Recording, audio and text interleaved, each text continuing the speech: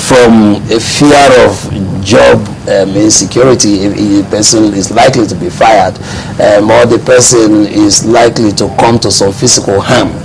So my sense is that the principle of self-preservation kicks in. People tend to wonder, what's the cost and benefit of what's going to happen? If I say this and the repercussions come, how am I going to withstand it? So what I think happens basically is that media practitioners in Nigeria tend to generally scan the operational environment and say, look, what can I do with some sufficient guarantees that I will continue with my job?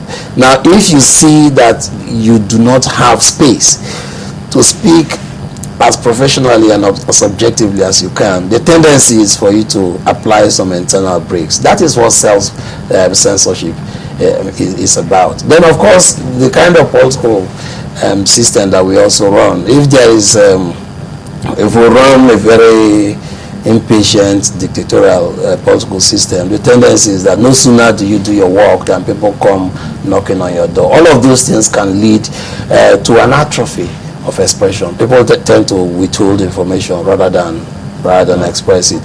Society becomes less informed. Media practitioners do not stretch themselves, and what we find is this general lethargy, towards the profession, and it's a loss for everyone. Do you think that new media is actually providing that break also for even members of traditional media? I think the new media in Nigeria is still overrated. It's not enough. When I teach media practice to students, I tell them all the time that it's not enough simply to have the space to express yourself. What you say is also important. And my sense in Nigeria is that we don't yet have that depth of citizenship. We don't yet have that sense of citizenship obligations for us to say, okay, I can't express these views in the conventional, traditional media platforms. And yet, they can't quite express them. Even on their Facebook walls, they can't quite express them in their Twitter pages. You don't get serious insights on the Instagram pages.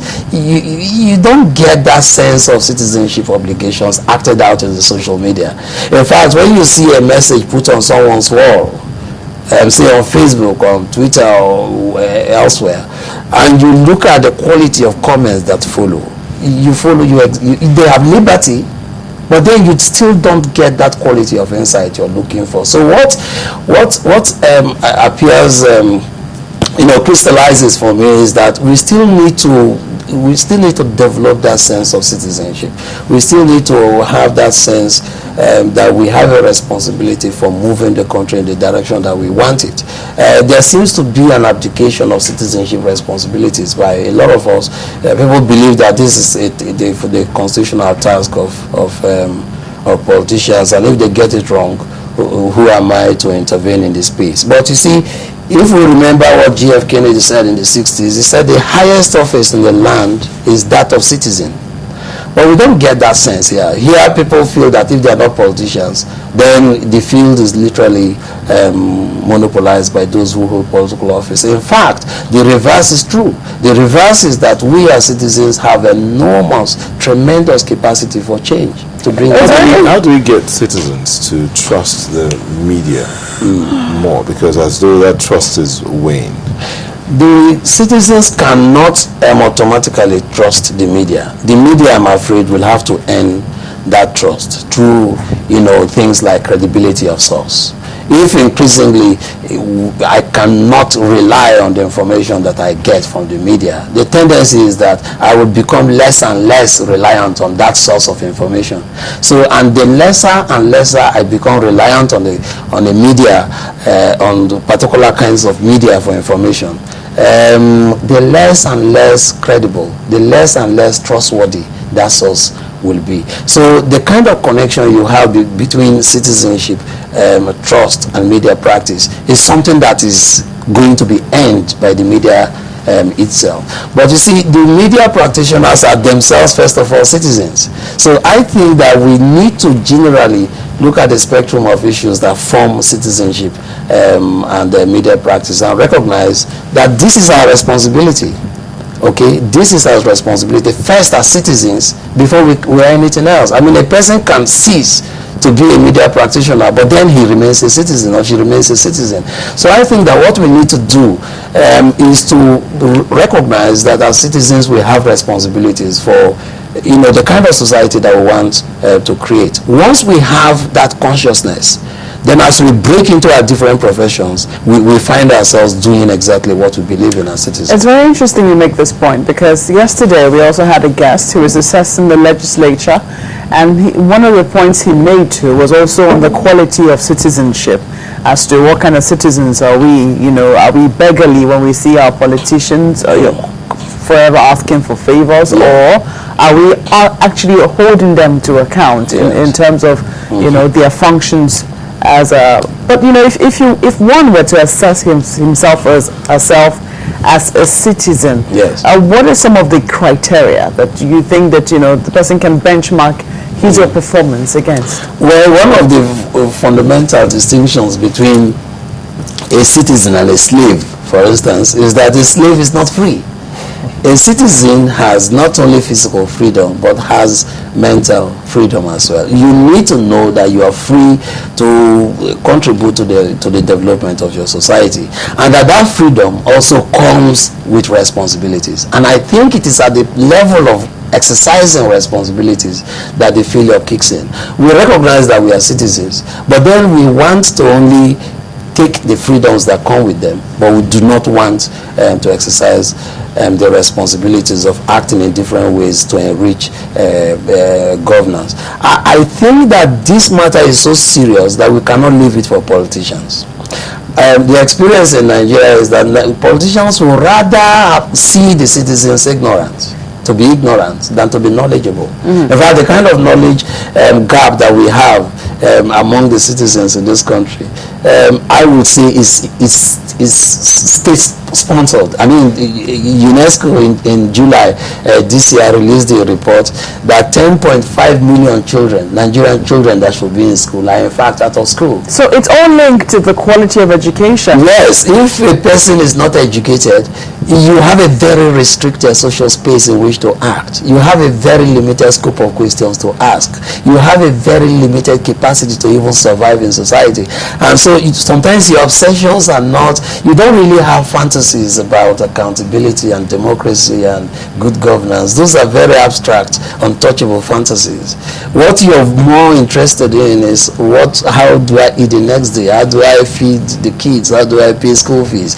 Now, if you are eternally consumed by this kind of concerns, society breaks down at fundamental levels, because those who control the levers of power, will basically run amok, and they will not be held responsible, because it is up to citizens to hold them accountable.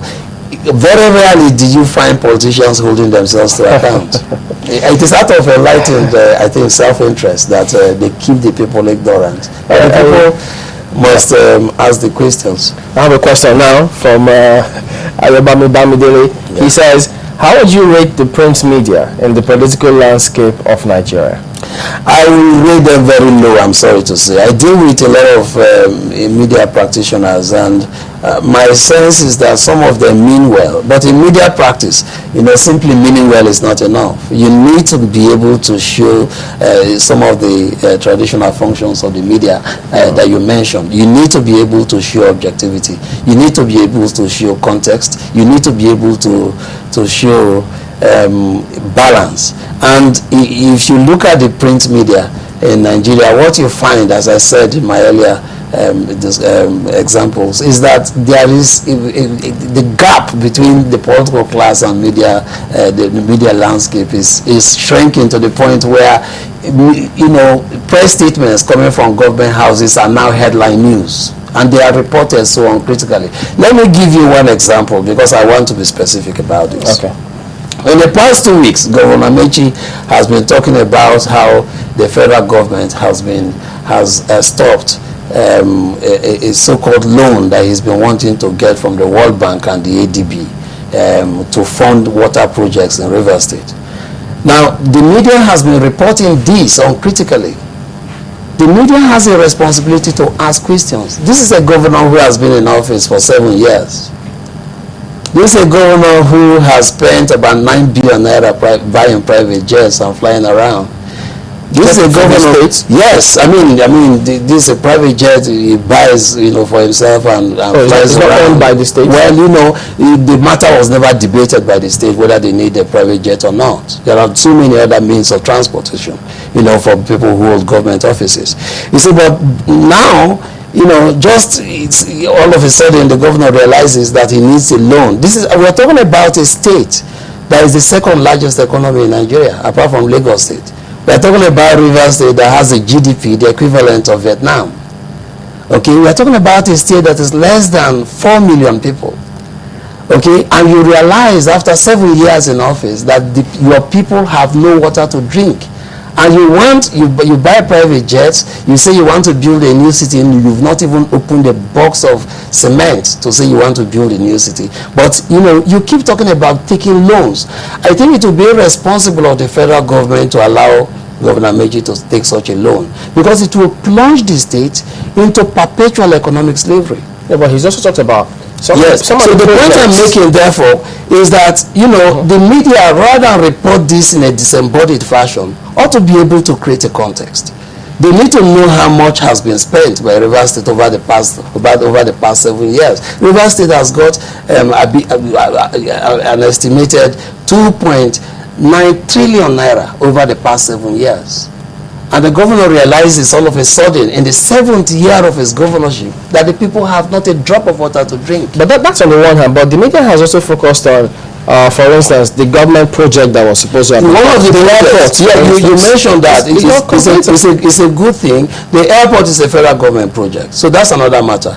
But what about projects within the state, which are the state that is within the jurisdiction of the governor? The governor has spent over 40 billion naira trying to build monorail. I have been to 18 countries in 3 continents. I know what monorail means.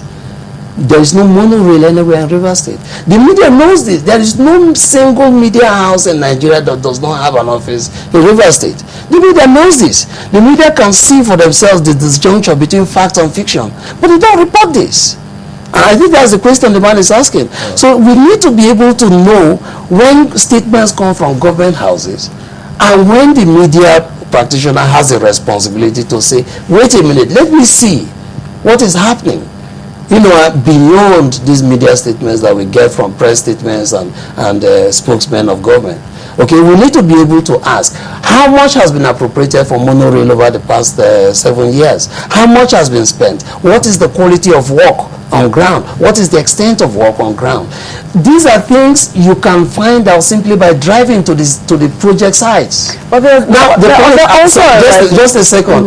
What baffles me, within the context of Nigerian media practice, is that Nigeria is not at war. And yes, journalists cannot go out and verify information and try to enrich the content that they give. Every day we sit in our houses, we get very gory images coming from Syria and now South Sudan. The people that bring these images are journalists. Sometimes they face bullets. Sometimes they actually die in the course of their job. But here in Nigeria, journalists seem to wait in the comfort of the offices and wait for press statements coming from government houses, and they use those press statements as headline news. I think it's a form of journalistic malpractice. But some journalists have actually died in the course of trying to get information. That's absolutely correct. That's absolutely correct. Yes, but I think a lot more needs to be done. The institution where more and more journalists are appearing to be government spokesmen by proxy is a situation that we need to correct. All right, Dr. wanted to make I think we're already out of time on that one, so I'll let it go. Dr. Sintab George is he's executive director of the Institute of Communication and Corporate Studies and former lecturer in the University of Cape Town, South Africa. Thank you for coming on today. Thanks for having me. Then we're back after this to look at some comments coming from you out there, so don't go away.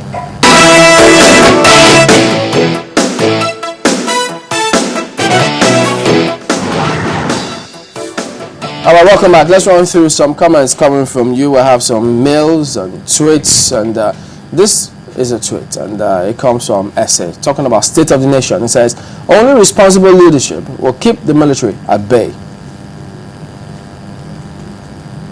This is another one. Kainde, State of the Nation. One reason for impunity is when journalists report sensational news without follow-up to a logical conclusion. Ola from Abuja says, I think, in my opinion, the media has discharged its responsibility, particularly in areas of reportage. However, we need them to do more in areas of investigative journalism, even though I think it is risky.